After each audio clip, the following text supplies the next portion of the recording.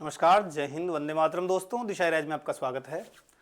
दोस्तों, हमने अभी तक पिछली कक्षा में 1857 की क्रांति में क्रांति किस तरह, किन कारणों से हुआ, किन कारणों से क्रांति ने इतना उग्र रूप धारण किया और किस तरह पूरे भारत में फैली और किस तरह अंग्रेजों ने इसको कंट्रोल किया, ये सब हमने चर्चा कर ली। आज हम उस पिछली क्लासों को देखते हुए हम ये देखेंगे कि अगर उस समय में क्रांतिकारी इतने बहादुर होते हुए भी विफल रहे तो क्यों रहे, और उस क्रांति का आने वाले इतिहास पे 1857 के बाद में क्या प्रभाव रहा। तो आइए इस पर चर्चा करते हैं। 1857 की क्रांति के विफलता के कारण। तो विफलता के कारणों में सबसे पहले हम बात करते हैं कुशल योग नेतृत्व का अभाव। यानी हमारे 1857 की क्रांति की जब हम चर्चा करते हैं तो उस समय में नेतृत्व था किसके पास? उसमें नेतृत्व था बहादुर शाह जफर के पास। बहादुर शाह जफर शायरी वायरी में मदमस्त, बुढ़ापे के अंदर राजा बना, मुगल बादशाह, वयोवृद्ध नेतृत्व था। तो एक योग्य व्यक्ति बहादुर शाह जफर नहीं होने से वो पूरी जो क्रांति है उसको एक ढांचा नहीं दे पाया, या उसको हम कह सकते हैं कि उसका नेतृत्व नहीं कर पाया, जिसके कारण क्रांति जो है उसको बहुत नुकसान हुआ और विफलता हुई। एक अंग्रेज अधिकारी जिसका नाम था जॉन लॉरेंस। ये जॉन लॉरेंस जो है, इस जॉन लॉरेंस के शब्दों में अगर हम बात करें तो जॉन लॉरेंस कहता है, जॉन लॉरेंस, ये लॉरेंस बिश्नोई नहीं है भाई, है ना, लॉरेंस बिश्नोई नहीं है, कि जॉन लॉरेंस कहता है कि यदि विद्रोहियों में एक भी योग्य नेता होता तो हम सदा के लिए हार जाते। यदि विद्रोहियों में एक भी योग्य नेता होता तो हम सदा के लिए हार जाते। एक कथन हम बार बार पिछली क्लास में भी हमने देखा था, कैप्टन ह्यूरोज का। ह्यूरोज ने जब झांसी के अंदर लक्ष्मीबाई को लड़ते हुए, वीरता से लड़ते हुए देखा और कहा कि यहां वह औरत सोई हुई है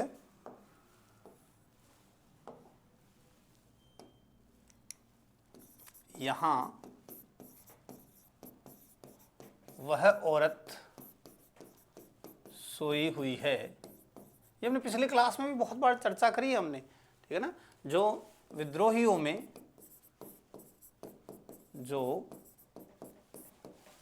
में अकेली मर्द है।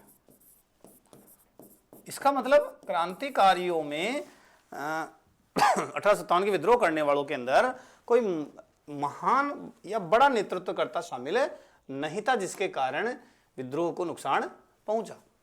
विद्रोह निश्चित तिथि से पूर्व प्रारंभ हो गया, यह भी एक बड़ा कारण है। और क्योंकि हमने बात करी अभी कि क्रांति की तिथि क्या तय हुई थी, 31 मई 1857, और 29 मार्च को बैरकपुर में घटना हो गई।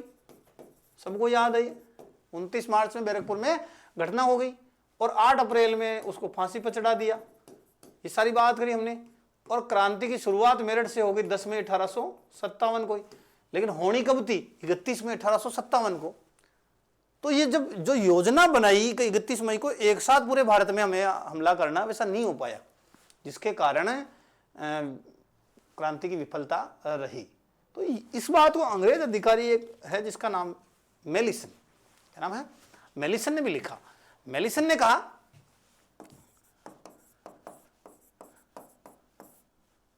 यदि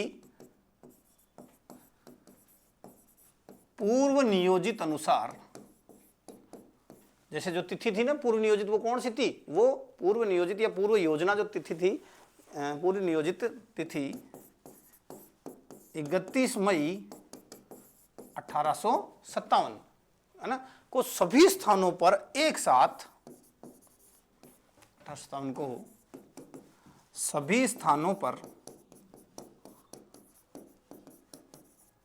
एक साथ है ना, सभी जगह एक साथ अगर दबाव आता तो अंग्रेजों के लिए बहुत मुश्किल हो जाती। एक साथ संग्राम शुरू हो जाता तो अंग्रेजों के लिए, एक साथ संग्राम शुरू होता तो अंग्रेजों के लिए, अब भारत बचाना, अगर एक साथ सब जगह इतना विरोध होता, ठीक है ना, तो अंग्रेज वापस भारत को एक साथ, तो अंग्रेजों के लिए भारत पुनः विजय असंभव हो जाती।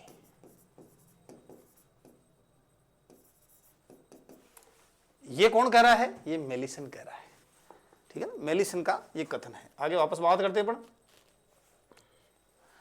तो हमने बात की कुशल नेतृत्व का अभाव था, विद्रोह निश्चित तिथि से पहले ही प्रारंभ हो गया। हमने पिछली क्लास में अति उत्साह की बात की। देशी रियासतों का अंग्रेजों को सहयोग रहा, बिल्कुल ये बात हमने पिछली क्लास में भी पूरी करी है और कैनिंग ने कहा भी है। कैनिंग ने क्या कहा, देखो कैनिंग ने बिल्कुल, अंग्रेज अधिकारी जो थे वो सब बात करके गए, तो कैनिंग ने अपने शब्दों में कहा कैनिंग ने कहा देशी राजा, कुछ देशी राजा, जमींदार, सरदार ने क्रांति के समय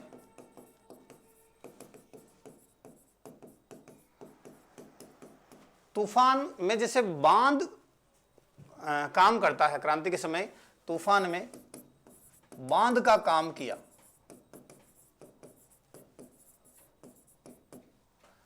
नहीं तो अंग्रेजों की, नहीं तो ये जो तूफान है, नहीं तो यह तूफान कश्ती डुबा देता, कश्ती डुबा देता। ये बात कौन कह रहा है? खुद कैनिंग कह रहा है, जो गवर्नर जनरल है, ठीक है ना। ये कौन है? गवर्नर जनरल है कि देशी राजाओं ने हमारा साथ दिया। आगे बात करते हैं। विद्रोहियों के पास सीमित साधन थे, विद्रोहियों के पास सीमित साधन थे, ज्यादा तकनीक भी नहीं थी उनके पास में, है ना, हथियार वगैरह उनके पास नहीं थे। जबकि अंग्रेजों के जो गोदाम वगैरह थे वो सब हथियारों से भरे हुए थे और उन्हें जो भी हथियार, जिस कैटेगरी का हथियार चाहिए था, तुरंत उपलब्ध था। तो यह भी एक बहुत बड़ा कारण रहा। निश्चित लक्ष्य और आदर्शों का अभाव भी रहा। एक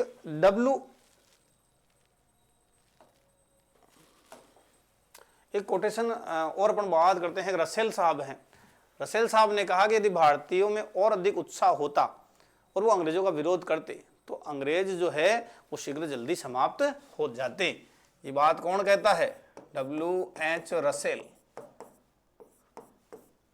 क्या कहते हैं कि यदि भारतीय और अधिक उत्साह से विरोध करते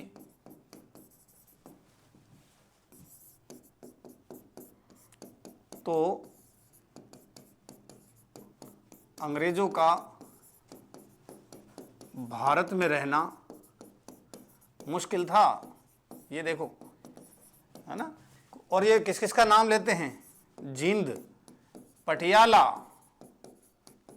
है ना, जिंद के और पटियाला के राजा, है ना, कहते हैं यदि हमारे मित्र ना होते, जिंद पटियाला के राजा, यदि हमारे मित्र ना होते तो भाई साहब हालत खराब हो जाती। और पंजाब में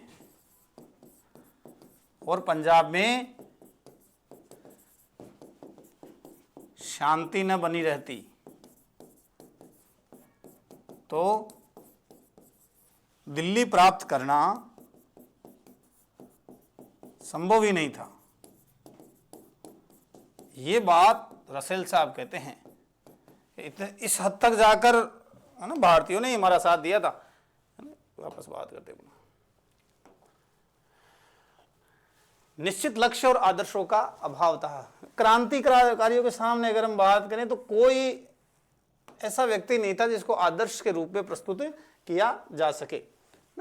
ये बात करते हैं वीडी सावरकर साहब। सावरकर साहब 1857 की जो क्रांति की पुस्तक लिखी उन्होंने, तो वी विनायक दामोदर सावरकर।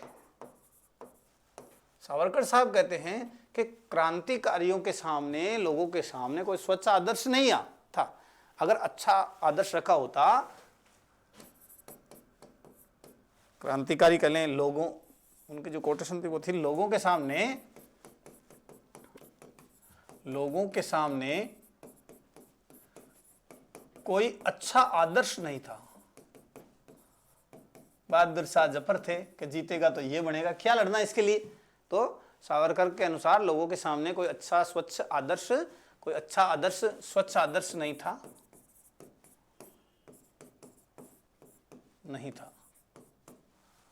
है ना। अगर उनको अच्छा आदर्श दिया होता तो उनका हृदय आकृष्ट करता, और यदि अच्छा आदर्श होता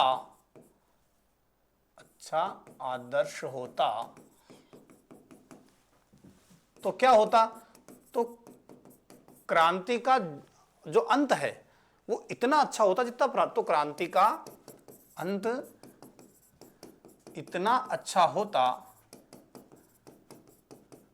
जितना प्रारंभ।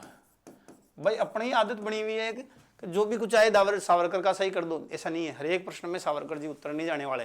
विनायक दामोदर सावरकर हर एक प्रश्न में उत्तर नहीं है। हम कुछ कोटेशन पढ़ रहे हैं, उनमें हर एक में उत्तर नहीं है। देखो अपने अलग अलग कोटेशन आ रही है, इंपॉर्टेंट है, सब परीक्षा में पूछी हुई है। निश्चित लक्ष्य और आदर्शों का अभाव था, प्रतिभावान और चालाक ब्रिटिश अधिकारी थे। बहुत चालाक थे भाई ब्रिटिश अधिकारी, बहुत प्रतिभावान भी थे और चालाक भी थे। अपने बात की यूरोज, बढ़िया अधिकारी। कहां पर था ये? झांसी में। यूरोज कहां था? झांसी में। इसी तरह हडसन था, निकलसन था। ये कहां पर थे? ये दिल्ली में थे। ये कहां पर थे? ये दिल्ली में थे। बनारस की बात करें तो बनारस में कैप्टन नील था। तो ये बहुत अच्छे अधिकारी अंग्रेजों को मिले हुए थे। एक हम बात करें कानपुर की, जो था कानपुर में हेवलॉक था। इन्होंने जान गंवा दी अंग्रेज राज के लिए, है ना। तो इतने डेडिकेटेड लोग, अंग्रेज लोग इनके साथ थे और चालाक भी थे, बहुत चालाक थे। कैसे रास्ता निकालना है, किन लोगों को अपने साथ मिलाना है, किसको किससे लड़ाना है। अंग्रेजों का संचार और तकनीकी पर विशेष नियंत्रण था। ये भी एक बहुत बात अच्छी है। एक डब्ल्यू हंटर है, वो हंटर साहब ने कहा है, हंटर घुमाया है, डब्ल्यू हंटर,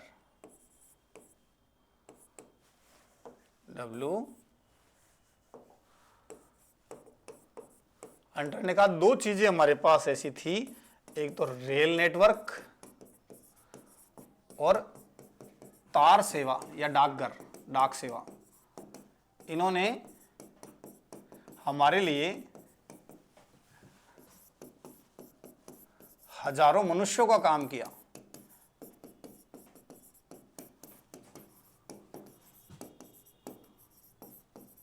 और इनका सौभाग्य देखो, है ना, इनका सौभाग्य देखो कि विद्रोहियों के पास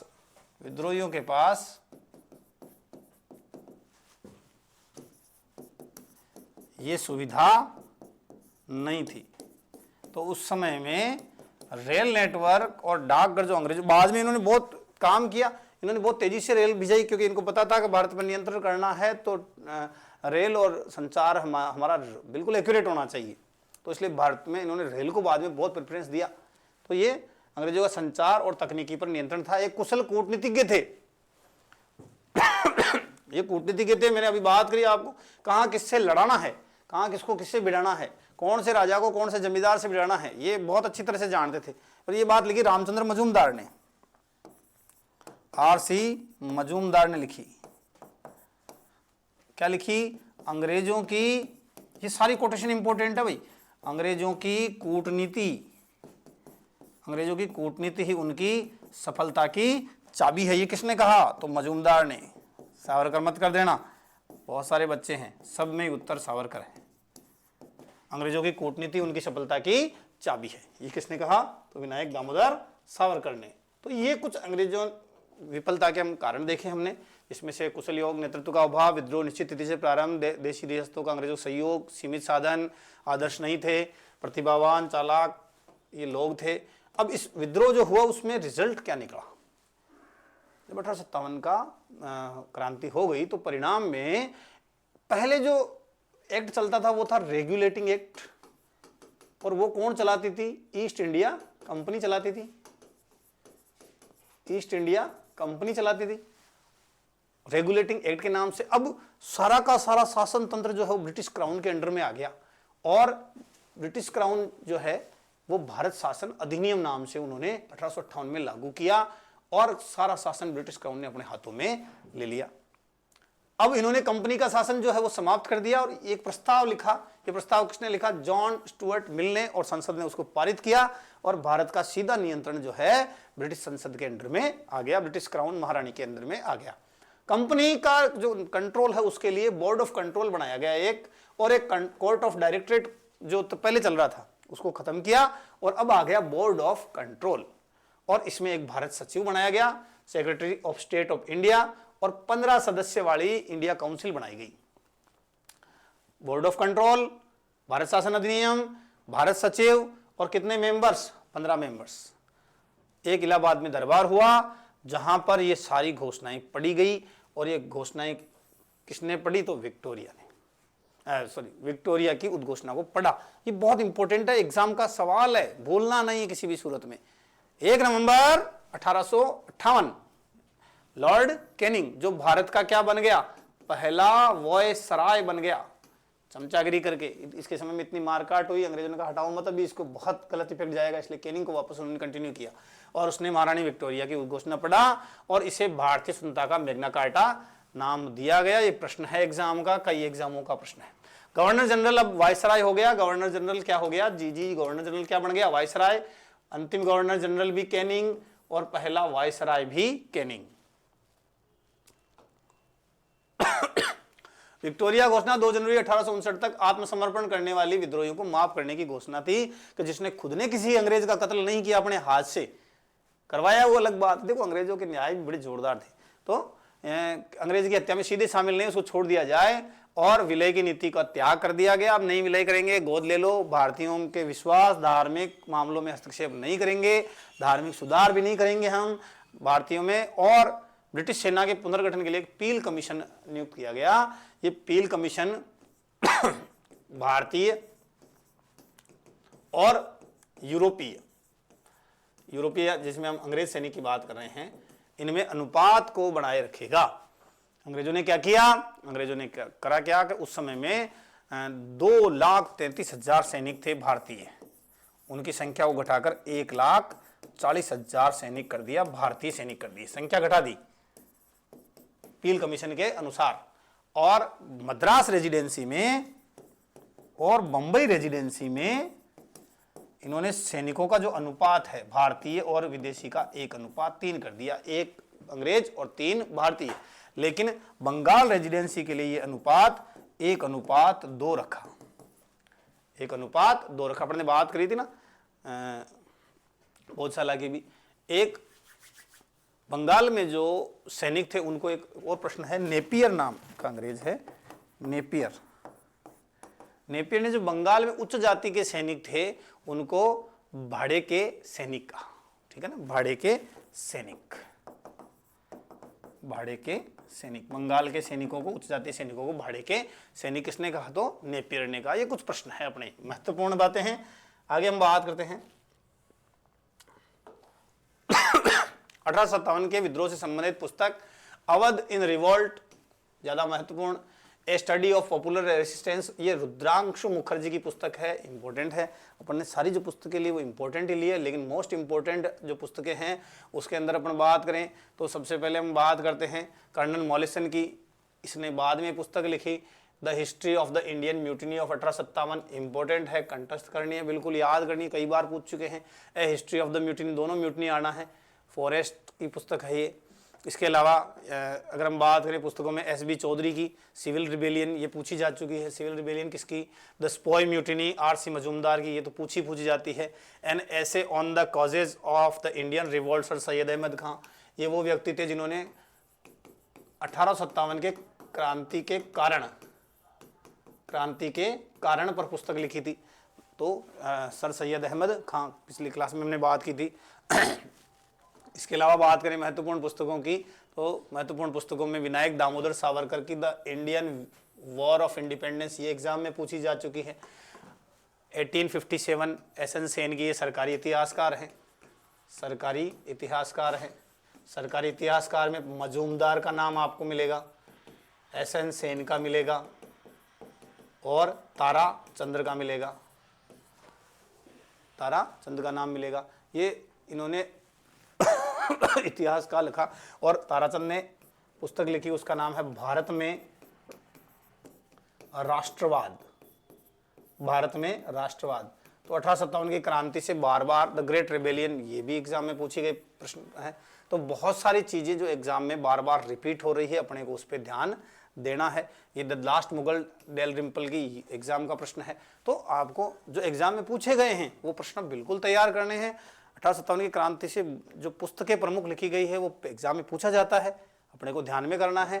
1857 की क्रांति के क्या कारण रहे, कौन कौन सी कोटेशन है, सारी महत्वपूर्ण कोटेशन हमने ले ली है, ये भी अपने को ध्यान में रखनी है। ये सारी कोटेशन बार बार रिपीट होती है, प्रश्न बार बार रिपीट होते हैं। इनके जब ऑब्जेक्टिव लेके आएंगे, हम एमसीक्यूज लेके आएंगे, तब भी आपको पता लगेगा। लगभग 1857 की क्रांति से रिलेटेड सभी प्रश्न हमने इसमें ले लिए हैं और मुझे नहीं लगता है आपको अन्य कोई सोर्स की जरूरत पड़ेगी। इनके नोट्स, इनके पीडीएफ आपको दिशा इराइज जो ऐप है उस पर मिल जाएगी। आप यूट्यूब पे अपने साथियों को क्लास शेयर कीजिए और दिशा इराइज से जुड़े रहिए। करंट जीके आपको प्राप्त करना हो तो हमारे टेलीग्राम ग्रुप से जुड़िए, व्हाट्सएप चैनल पे जुड़िए, फेसबुक पेज पे जाइए और आपको जो लेटेस्ट अपडेट है, जानकारी है वो मिलती रहेगी। अपडेट रहिए, जुड़े रहिए। दिशा इराइज से बहुत बहुत धन्यवाद।